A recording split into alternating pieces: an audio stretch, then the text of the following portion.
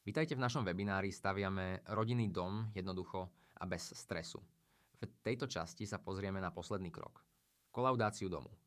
Povieme si, čo všetko k nej potrebujete a ako sa na ňu pripraviť, aby prebehla bez komplikácií. Máte hotový dom? Gratulujem. Teraz vás čaká posledný krok. Kolaudácia. Je to oficiálne povolenie na bývanie. Bez neho sa do domu nesťahujete. Na stavebnom úrade budete musieť predložiť viacero dokumentov.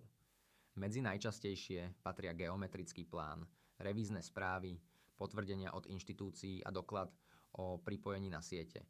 Povinný je aj energetický certifikát budovy. Presný zoznam podkladov sa však môže líšiť, preto si ho vždy vyžiadajte vopred na svojom stavebnom úrade. Energetický certifikát sa vystavuje až po dokončení domu. Nemusíte však čakať na všetky detaily, ako sú omietky či dlažby. Dôležité je, aby boli hotové hlavné časti, ktoré ovplyvňujú spotrebu energie, napríklad okná, strecha, izolácie či vykurovanie. Certifikát hodnotí práve tieto kľúčové prvky. Na jeho vypracovanie je potrebná projektová dokumentácia. K tomu sa pridávajú fotky domu, vykurovacej sústavy a krátky videozáznam celej budovy. Pri rekonštrukciách aj podklady k zrealizovaným úpravám. Ak vám niektorý z týchto podkladov chýba, ozvite sa nám vopred. Všetko si vysvetlíme a dohodneme.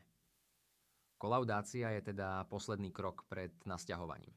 Presný zoznam dokladov vám poskytne stavebný úrad.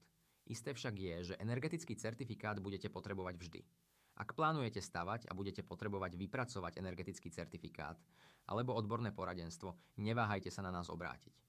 Radi vám pomôžeme, aby bol váš dom nielen skolaudovaný, ale aj úsporný a príjemný na bývanie.